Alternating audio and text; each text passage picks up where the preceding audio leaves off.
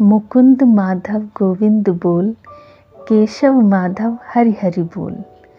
राधे राधे, जय श्री कृष्णा। आप सभी का बहुत बहुत स्वागत है आपके अपने लड्डू गोपाल कृष्णा चैनल में।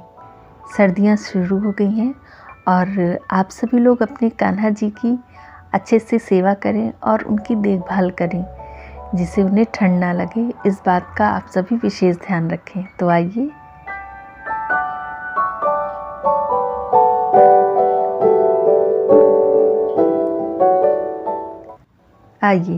करिए मेरे माधव जी के दर्शन और बस इन्हें राधे राधे आप लोग भूल दीजिए। और हमेशा की तरह मैं आप सभी को इनका स्नान श्रृंगार और दिखाऊंगी और साथ में चर्चा भी करेंगे हम लोग कि सर्दियों में लड्डू गोपाल जी को किन चीज़ों का भोग लगाना चाहिए। और बहुत से लोग पूछते हैं कि मित्रों के घर ले जा सकते हैं कि नहीं। किसी ने सवाल किया कि बिना नहाए लड्डू गोपाल जी को जगा सकते हैं कि नहीं। और बिस्किट चाय का सुबह भोग लगा दे बिना लगाए नहाए कि ना लगाए। इन सब चीज़ों के विषय में आज हम लोग साथ में चर्चा करेंगे। तो पहले मैं अपने माधव जी को जल अर्पित कर देती हूँ चरणों में, क्योंकि अपने माधव जी का स्नान भी कराना है और बहुत ज़्यादा भी नहीं कराना है, नहीं उन्हें ठंड लग जाएगी। इसलिए मैंने पास में दीपक भी जला रखा है जिससे उन्हें ठंड ना लगे। बस इनका स्नान करा दूंगी। मन ही मन राधे राधे कह के ओम नमो भगवते वासुदेवाय नमः कहते हुए इनका स्नान कराऊंगी। ज़रूरी नहीं होता मंत्र का उच्चारण करें, मन ही मन कहें।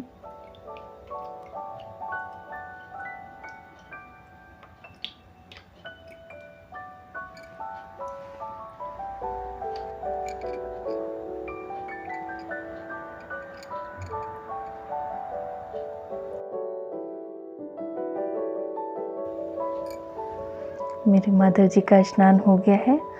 अब मैं उनको टॉवेल में ले आऊँ, क्योंकि ठंड लग जाएगी वरना। थोड़ा सा फूल पोंछ के ले आती हूँ। और चलिए चर्चा शुरू करते हैं अपनी आज की, कि सर्दियों में अपने लड्डू गोपाल जी को भोग किन किन चीज़ों का लगाना चाहिए। तो सबसे अच्छी बात ये होती है कि जितनी गर्म चीज़ों का आप भोग लगाएं उतना अच्छा है, क्योंकि वरना हमारे लल्ला को ठंड वैसे भी इतनी पड़ रही है और लग जाएगी।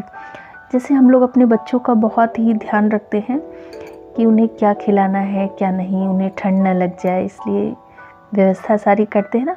उसी प्रकार अपने लल्ला का इंतज़ाम करना है कि इन्हें क्या खिलाना है क्या नहीं खिलाना है।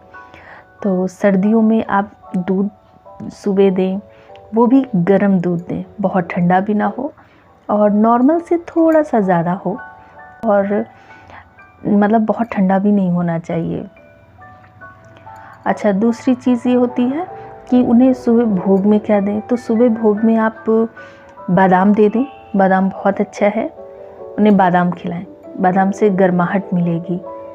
और उसके बाद जब उनका स्नान श्रृंगार कर लें, फिर आप उन्हें, जैसे गजक आती है, गजक आप लोग जानते होंगे, तिल की बनी होती है और गुड़ की और मूंगफली के दाने की आती है।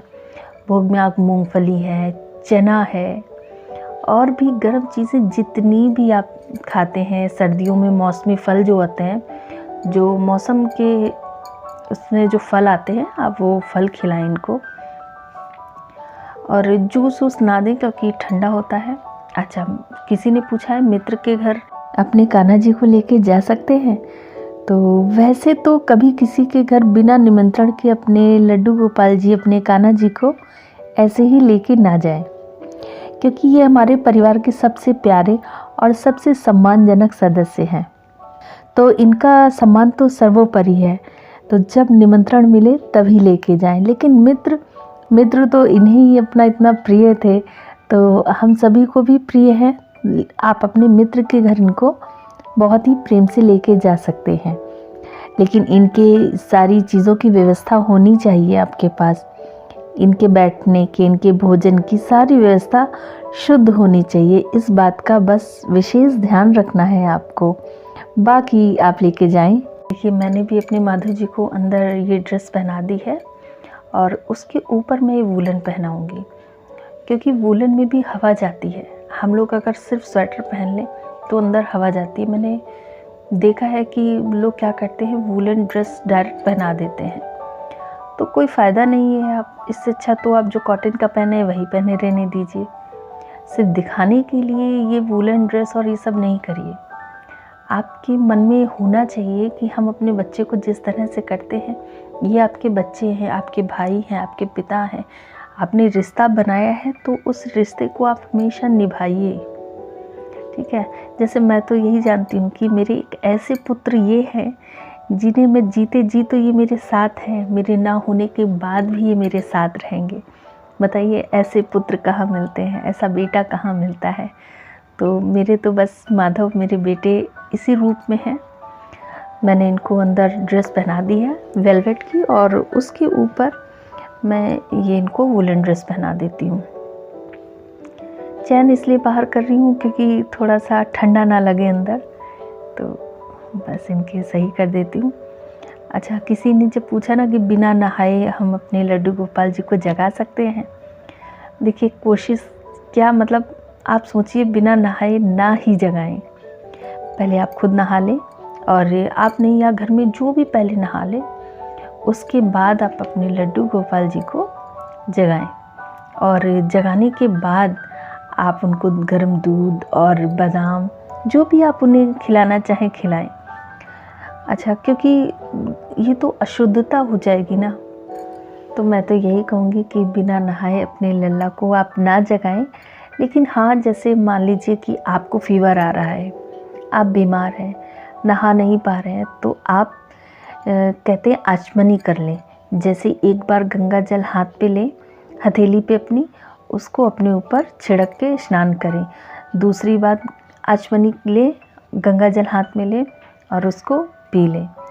तीसरी बार आप हाथ में लें और उससे हाथों को अपने धुल लें। इस प्रकार भी आप करके, और उसके बाद अपने लल्ला को आप जगाएं और उन्हें भोग लगा दें। भोग में आप गर्म दूध है, मेवे में कुछ भी आप रख सकते हैं। लेकिन ये तब जब आप स्वस्थ ना हो, आप अस्वस्थ हैं और घर पे भी कोई सेवा करने वाला नहीं है, तो अपने लल्ला को आप कैसे भूखा रखेंगे और उनको स्नान कैसे नहीं कराएंगे। मजबूरी हो जाती है तब ये करना है, और इस तरह की मजबूरी लल्ला भी समझते हैं कि आज हमारी मैया की मजबूर है और हमें नहीं खिलाएगी, तो वो शायद उतने अच्छे मन से वो भी ना खा पाए। तो इसलिए आप इस तरह से करके और वस्त्र चेंज कर लें, तब आप अपने लल्ला को भोग लगाएं, अच्छे से उनकी सेवा करें। लेकिन ये सिर्फ तभी जब अस्वस्थ हैं। आप अगर स्वस्थ हो तो आलस में आके कि नहीं आज मैं सो के देर से उठ रही हूँ तो ऐसे ही जगा देती हूँ, तो ऐसा ना करें। आप स्वयं नहाएं और उसके बाद अपने लल्ला को जगाएं। या आपके परिवार में कोई भी हो, चाहे वो आपका बच्चा ही क्यों ना हो, जिसने स्नान पहले कर लिया है, वो आपके लल्ला को जगा दे, उसके बाद उन्हें भोग लगाया जाए। तो आशा है कि आपको मेरी बात समझ में आ गई होगी कि किस तरह से जगाना है। और ये भी जानते हैं, किसी ने पूछा जैसे सर्दियाँ आ गई हैं तो लोग जाना चाहते हैं धूप में, पार्क में भी बैठते हैं, तो सोचते हैं कि लल्ला को पार्क में ले जा सकते हैं कि नहीं। तो पार्क में ना ले जाएं, जितना आप अपने घर में उनको सेवा कर सकें उनकी करें। क्योंकि पार्क में आप ले जाएंगे, आपके लल्ला को कोई कुछ कह देगा, तो आपको जितना बुरा लगेगा ना, उससे कहीं ज़्यादा गलत तब हो जाएगा जब वह व्यक्ति आपके लल्ला के लिए कह देगा। लोग कह भी देते हैं कि अरे भगवान का तमाशा कर रहे हैं, देखो तो ज़रा पार्क लेके आए हैं। ऐसे शब्दों का प्रयोग कर लेते हैं जो किसी भी तरह से उचित नहीं होता। अब हमारे माता जी का भी श्रृंगार हो गया है और बंसी, प्यारी सी बंसी उन्होंने हाथ में धारण कर ली है। और देखिए इतनी प्यारी सी मुस्कान दे देते हैं जब तैयार होते हैं ना माधव जी, तो बहुत प्यारे लगते हैं। और मैंने पहले भी कहा, ऐसे दर्पण में देखना तो अपने लल्ला को मेरा सौभाग्य है। देखिए कैसे मुस्कुरा रहे हैं दर्पण में देख के। शायद आप लोग भी उस चीज़ को महसूस कर पा रहे होंगे जो इस वक्त मैं महसूस कर पा रही हूँ इनके साथ। तो देखिए अच्छा, अब आगे भी नज़र नहीं लग जाए मेरे लल्ला को, इसलिए आगे का सवाल ले लेते हैं। आगे ये भी जान लेते हैं कि किसी ने पूछा है कि चाय और बिस्किट का भोग लगा सकते हैं? तो आप चाय और बिस्किट का भोग लगाने की जगह आप दूध और मिश्री का भोग लगा दें, दूध और मखाने का भोग लगा दें। दूध के साथ आप कोई भी सूखी मेवा रख दें, इन सब चीज़ों का भोग लगा दें तो ज़्यादा अच्छा है। लेकिन ठीक है, अगर बहुत बड़ी कोई मजबूरी आ रही है आपके सामने, आपके पास कोई चीज़ उस वक्त उपलब्ध नहीं है, तो ठीक है, आप कभी मजबूरी आ गई तो आप उस तरह का भोग लगा सकते हैं। तो आइए माधव जी को भी भोग लगा देते हैं और साथ में ये भी जान लेते हैं कि सर्दियों में लड्डू गोपाल जी कहते हैं ठंडे हो जाते हैं, तो क्या करें? देखिए, शरीर ठंड में तो ठंडा ही होगा, आप उसे गर्माहट देंगे तभी तो गर्म होगा। और हमारे लल्ला का तो शरीर बना ही इस तरह से है कि वो सर्दियों में तो और भी ठंडा हो जाता है।